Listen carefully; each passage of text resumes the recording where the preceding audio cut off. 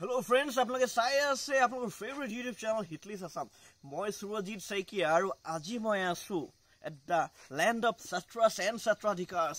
আজি মই আছো মাজুলীত আৰু যথেষ্ট আন্ধাৰ, কিন্তু তাৰ মাজতো আপোনালোকক দেখুৱাব মই বিচাৰিম এটা বিনন্দীয়া পৰিৱেশ। য়াগদাৰ্চিল কটেজত মই আছো, ভেৰি পপুলাৰ য়াগদাৰ্চিল কটেজ মাজুলীত। আৰু ইয়াত মই দেখুৱাই আছো এটা সুন্দৰ মেহফিল হৈ আছে। আচলতে আমি আছো চেপন কেন্দ্ৰীয় ৰঙালী বিহু 2020 তাৰ বাবে এই বছৰ যিখন এখন মেগা কেলেণ্ডাৰ ওলাব তাৰ ফটোশ্বুট ইতিমধ্যে চলি আছে অসমৰ বিভিন্ন এক্সোটিক লোকেশ্যনত। আৰু এক্সোটিক লোকেশ্যনসমূহত শ্বুট কৰি কৰি আমি আহি উপস্থিত হৈছোহি আজি মাজুলীত। আৰু SS গ্ৰুপৰ সুৰেশ দা আছে, সুৰেশ শইকীয়া আছে, আৰু কমল দা আছে, কমল বৰ্মন, তেখেতে ফটোশ্বুট কৰি আছে।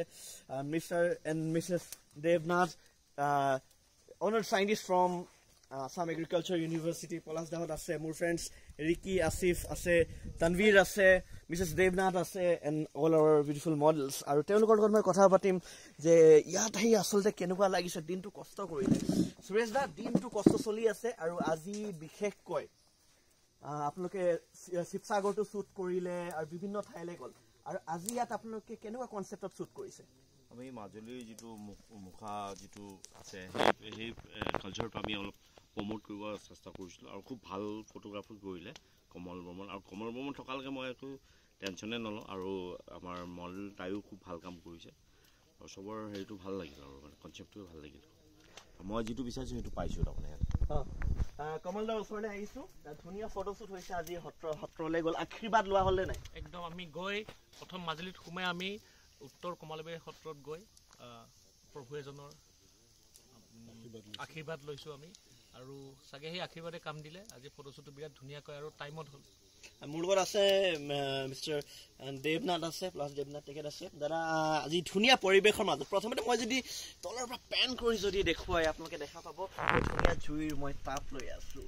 এয়া কিন্তু গুৱাহাটীত আপোনালোকে প্ৰায় বিচাৰি নাপাব, কিন্তু মই বিচাৰি পাইছোঁ মাজুলীত। সেইবাবে আজি মোৰ মনটো আপ এণ্ড ডাউন হৈছে, বেচিকেলি আপ হৈ আছে। বাৰু যি নহওক, খুবেই ভাল লাগিছে আজি ইয়াত আহি।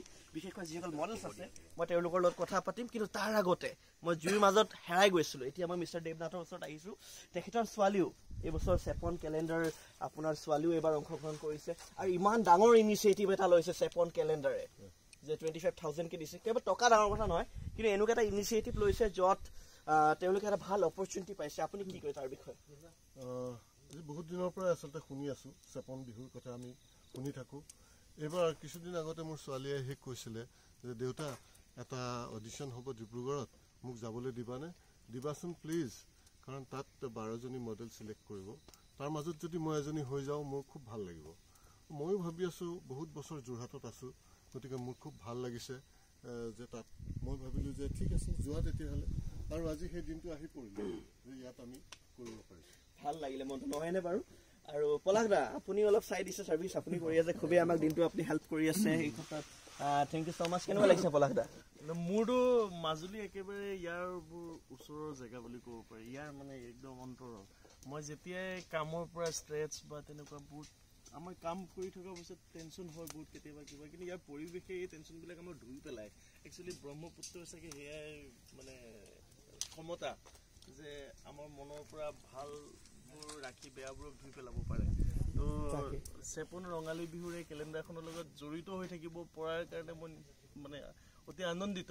আৰু সঁচা কথা ক'বলৈ গ'লে, যদিও আমি বিহুৰ কাৰণে কিবা কেলেণ্ডাৰ এখনত কাম কৰি আছোঁ, কিন্তু এই কেলেণ্ডাৰখনৰ যিটো থিমৰ ওপৰত কমল বৰ্মনে ভাবি উলিয়ালে যে আমাৰ অসমৰ টুৰিষ্ট পইণ্টবিলাকক মানে ইনফেচিছ দি পেলাই সেইবিলাকক এটা বেলেগ ৰূপেৰে বা ফেশ্বনৰ যোগেদি হওক বা আমাৰ কালচাৰৰ যোগেদি হওক, আমি এই বিষয়ে কথা পাতিম। সময় খুবেই কম আছে আমাৰ ওচৰত।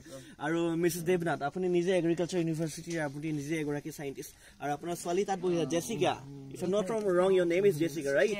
আৰু ইয়াত আহিছা, তুমি নিজে শ্বুট কৰিছা। শ্বুট কৰিলা নে কালি কৰিবা? কাইলৈ কৰিবা। How excited are you? I am really very excited, because আজি অলৰেডি এটা শ্বুট দেখিছোঁ, সেইটো দেখি মোৰ এক্সাইটমেণ্ট আৰু বাঢ়ি গৈছে। So' Ricky my friend Ricky, Sivasagar Ricky আছে, আৰু ৰিকিয়ে খুব ধুনীয়া গান গায়। আৰু কি গান গাই আছিলে শুনিছিলা না? স্মিতা কি গান গাই আছিলে হেমত? হিয়া দিয়া নিয়া।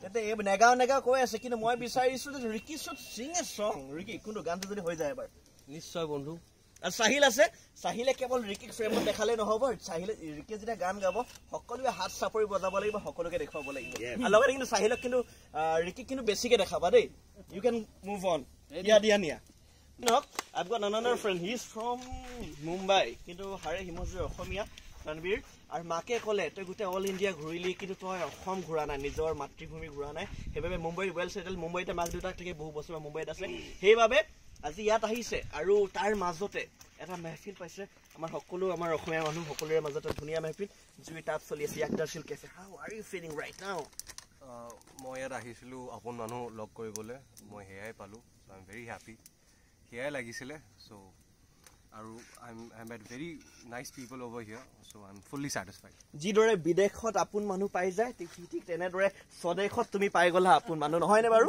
আৰু ধুনীয়া ছোৱালী আছে আমাৰ মাজত স্মিতা আছে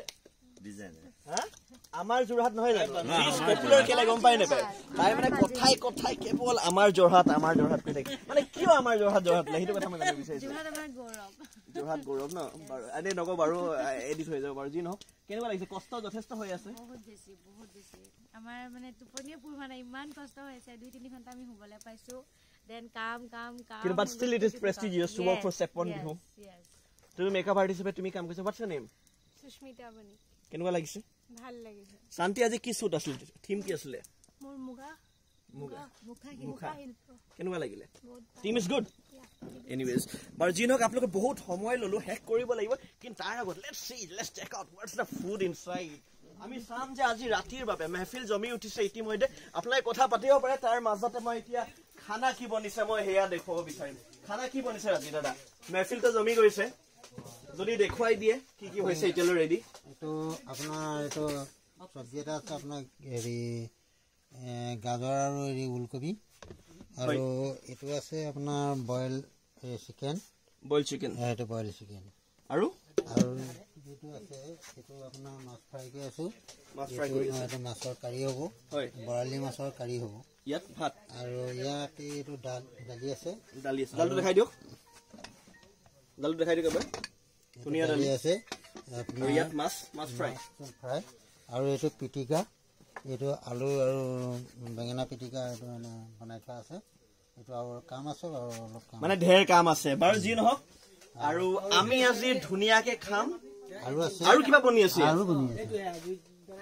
জুই কি বনাই আছে মাছৰ কাৰী বনাই আছে এইটো আৰু চিকেন কাৰী মাছৰ কাৰী চিকেন কাৰী অৰ্থাৎ ঢেৰ কিবা কিবি বাৰু যি নহওক হেল্প কৰিলে মোক চাহিলে শিৱসাগৰ চাহিলে কেমেৰাত হেল্প কৰিছে আৰু হাতত পিটিকা আছে জুইত পুৰা আলু পিটিকা বেঙেনা পিটিকা কিছু সময় পাছত আমি সকলোৱে মেহফিলৰ মাজত যিদৰে ফূৰ্তি কৰিছো তাৰ পাছতে আমি খাবলৈ চেষ্টা কৰিম আৰু খাই খুব ভাল লাগিব বুলি ভাবিলো আৰু যদি আপোনালোকে এই ভিডিঅ'টো চাই ভাল পালে তেন্তে like comment subscribe and share কৰিবলৈ নাপাহৰিব আপোনালোকৰ favourite YouTube channel Hitlist Assam take care বাই